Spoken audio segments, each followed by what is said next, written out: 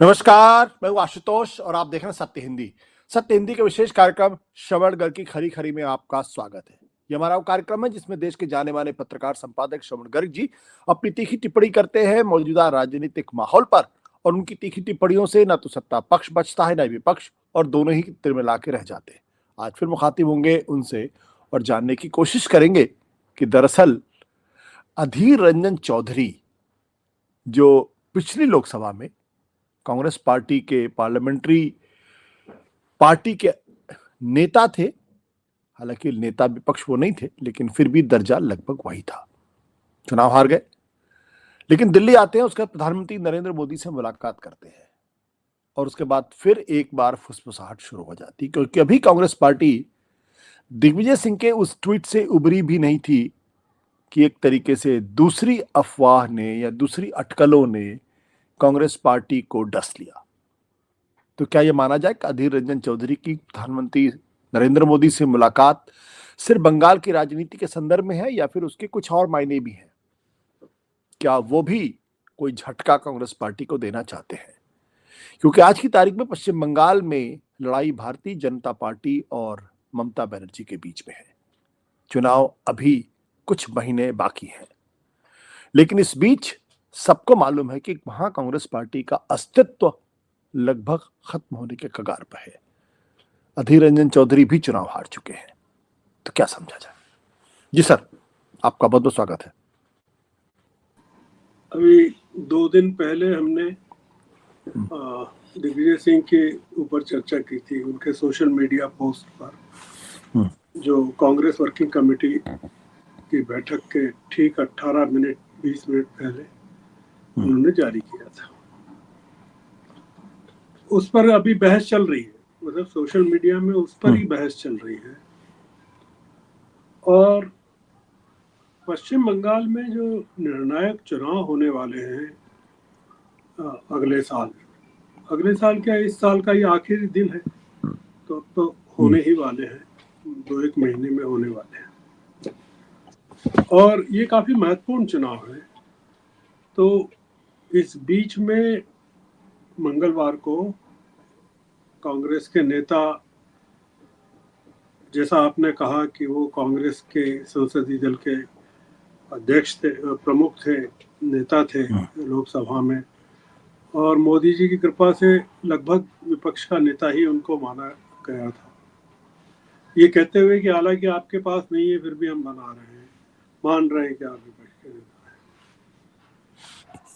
और जो मोदी जी पर लगातार हमले करते थे, बीजेपी पर सबसे ज्यादा हमले किए, अगर फुटेजेस निकाले उस समय के, तो जब वो बोलते थे तब सोनिया गांधी उस पर तालियां वो मेजे थपथपाती थी, या राहुल गांधी मेजे थपथपाते थे।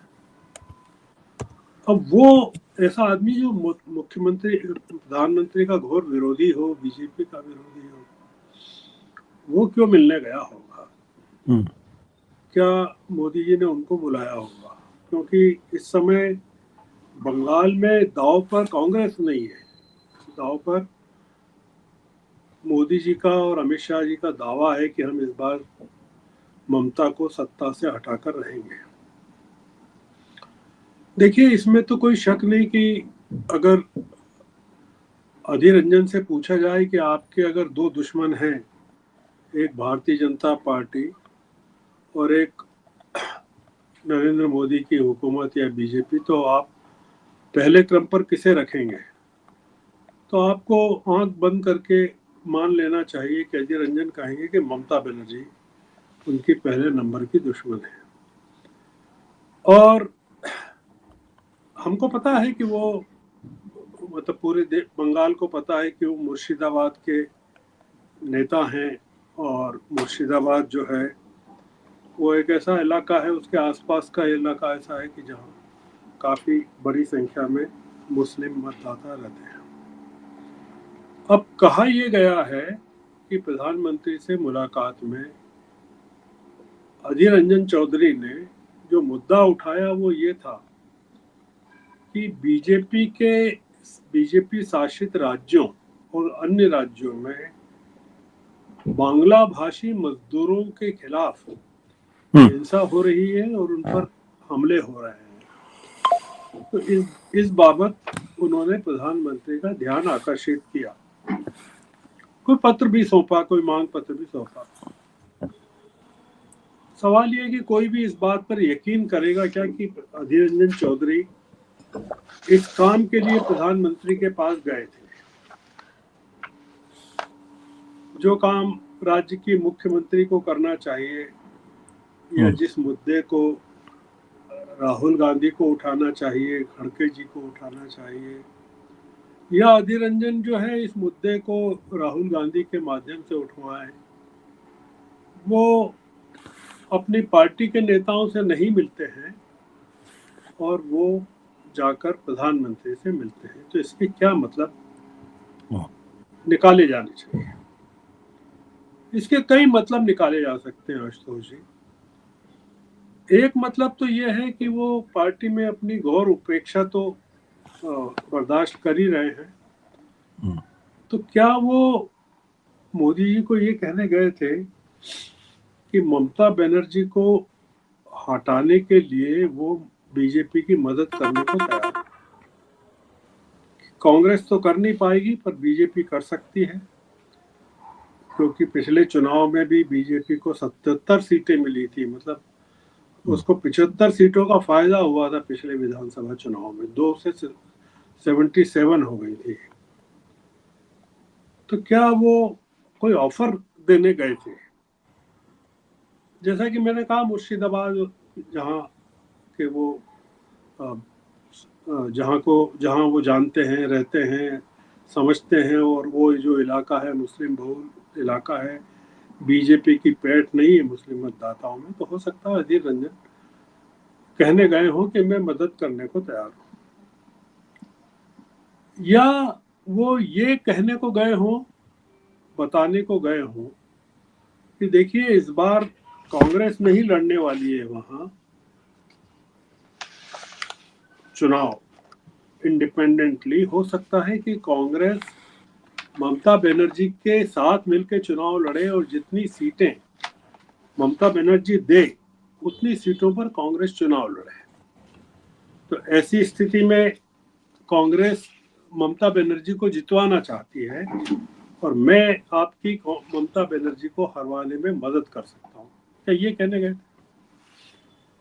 इसका थोड़ा सा बैकग्राउंड ये है कि लोकसभा चुनाव के दौरान जब बात हो रही थी कि ममता बनर्जी और इंडिया ब्लॉक की दोनों पार्टियां मिलकर चुनाव लड़ें, सीपीएम ने तो मना कर दिया था। सीपीएम ने कहा था कि हम अलग से लड़ेंगे। तो ममता बनर्जी ने 2 सीटें देने की पेशकश की थी और उसमें एक सीट जो वो थी बहरामपुर की, जहां से ये अधीर रंजन लड़ते रहे, मना कर दिया क्योंकि अधीर रंजन के दबाव में थी कांग्रेस पार्टी उस समय 2024 के इलेक्शन के समय। तो उन्होंने मना कर दिया कि हमको ये मंजूर नहीं है। अब हुआ क्या कि 5 बार के सांसद जो चुने जाते रहे बहरामपुर से, अधीर रंजन चौधरी को यूसुफ पठान ने हरा दिया। क्रिकेट के खिलाड़ी यूसुफ पठान, उनको ममता बनर्जी लाई बड़ौदा से उठाकर और उन्होंने चुनाव लड़वा दिया और बता दिया कि देखिए मैं जिसको चाहूं आपके खिलाफ खड़ा करके हरवा सकती हूँ। और वो बड़ी अपमानजनक हार थी अधीर रंजन की। दूसरी बात ये है कि 2019 के लोकसभा चुनाव में कांग्रेस को सिर्फ 2 सीटें मिली थी लोकसभा की और 2024 में सिर्फ 1 रह गई। और वोटों का जो शेयर है, वोट शेयर भी जो है 1%, लगभग 1% कम हो गया। और जो मालदा दक्षिण से जो कांग्रेस का उम्मीदवार जीता, ईशा खान चौधरी, एकमात्र सीट कांग्रेस को वहां से प्राप्त हुई, मालदा दक्षिण से। अब मुद्दा ये है आशुतोष जी कि बिहार की जबरदस्त विजय के बाद बीजेपी के लिए या मोदी जी के लिए या शाह साहब के लिए पश्चिम बंगाल के चुनाव बहुत निर्णायक साबित होना चाहिए, क्योंकि हार और जीत दोनों का उस पर, पार्टी पर भी असर होगा और विपक्ष पर भी जबरदस्त असर होगा। पिछले लोकसभा में चुनाव में 2024 में बीजेपी की 6 सीटें कम हो गई थी, जो 6 सीट बीजेपी की और एक कांग्रेस की, मतलब 7 सीटें ममता ने प्राप्त कर ली थी। तो ये एक बहुत बड़ा धक्का बीजेपी को पिछले चुनाव में लगा था। उससे भी ज्यादा जो धक्का कांग्रेस को लगा था, मैंने जैसे बताया कि पिछले विधानसभा चुनाव में 2021 के विधानसभा चुनाव में कोविड के टाइम में हुआ था, और आपने देखा था कि हम सब ने देखा कि किस तरह से बीजेपी ने, मोदी जी ने वहाँ रैलियां की थी, चुनाव प्रचार किया था, और अमित शाह जी ने 200 सीटें प्राप्त करने की बात कही थी। उस चुनाव की विशेषता ये थी कि उसमें से कांग्रेस का सफाया हो गया था विधानसभा में, और सीपीएम का भी सफाया हो गया, और दोनों को एक भी सीट नहीं मिली, और 77 सीटें लगभग शायद वो बीजेपी को मिली थी, और बाकी सीटें तृणमूल कांग्रेस को मिली थी। अब ये जो बात चल रही है, वो इम्पोर्टेंट बात ये है कि अधीर रंजन चौधरी की हैसियत क्या है। मतलब अगर आप कांग्रेस वर्किंग कमेटी के लोगों की सूची को गूगल करें तो आप पाएंगे कि प्रमुख लोगों के बाद 6ठे नंबर पर अधीर रंजन चौधरी का नाम है। फिर उसके बाद आप नाम पाएंगे तो दिग्विजय सिंह भी मिलेंगे, सलमान खुर्शीद भी मिलेंगे, आनंद शर्मा भी मिलेंगे, ये तमाम लोग उसमें मिलेंगे। अब कांग्रेस वर्किंग कमेटी का एक इतना सीनियर मेंबर जो कि पिछले 40 सालों से कांग्रेस में है, मतलब वो राजीव गांधी के समय कांग्रेस में आए थे, 2085 में आए होंगे, तो 40 साल हो गए। और उसी तरह आप जो देख रहे हैं कि उतने ही पुराने मेंबर कांग्रेस के, या उससे भी ज्यादा पुराने, दिग्विजय सिंह हैं। ये जो हो रहा है कि इतने सीनियर लोग जो कांग्रेस के हैं, कि वो दिग्विजय सिंह ने पहले उनके ट्वीट से, जो सोशल मीडिया पोस्ट से जो फजीयत हुई कांग्रेस की, फिर अब अधीर रंजन के बारे में जो खबर चल रही है कि उन्होंने प्रधानमंत्री से मुलाकात की, चिदम्बरम सुर्खियों में बने रहते हैं, थरूर सुर्खियों में बने रहते हैं, तो ऐसा लगता है कि कांग्रेस को भारत कांग्रेस मुक्त भारत बनाने की जितनी कोशिश मोदी जी कर रहे हैं, उससे ज्यादा कोशिश कांग्रेस के लोग कर रहे हैं। तो इम्प्रेशन जाता है कि पूरा सहयोग ये लोग प्रदान कर रहे हैं कि कांग्रेस को समाप्त कर दिया जाए। जैसा मैंने कहा कि मतलब इनकी एज भी 70 के करीब है अधीर रंजन, और ये 2020 से 24 तक प्रदेश के अध्यक्ष भी रहे हैं वहाँ, और लोकसभा में पार्टी के नेता रह चुके हैं 2019 से 2024 तक। क्या बीजेपी बंगाल में बंगाल का कोई नेता राहुल गांधी से मिलकर, मुलाकात कर शिकायत कर सकता है कि कांग्रेस शासित राज्यों में बंगाल के लोगों के साथ अन्याय हो रहा है? मतलब मैं ये कह रहा हूँ कि क्या बीजेपी का कोई नेता बंगाल से, शुवेंदु अधिकारी मान लीजिए, वो राहुल गांधी से मिले और ये कहें कि देखिए साहब, तेलंगाना में, हिमाचल में और कर्नाटक में जो बांग्ला भाषी लोग हैं उन पर हमले हो रहे हैं, उनके साथ हिंसा हो रही है, ये वैसा ही है। मतलब अधीर रंजन का मोदी जी से मिलकर इस तरह की शिकायत करना, वो ऊपरी तौर पर, मतलब अंदरूनी तौर पर हमें नहीं पता कि उन्होंने क्या बात की।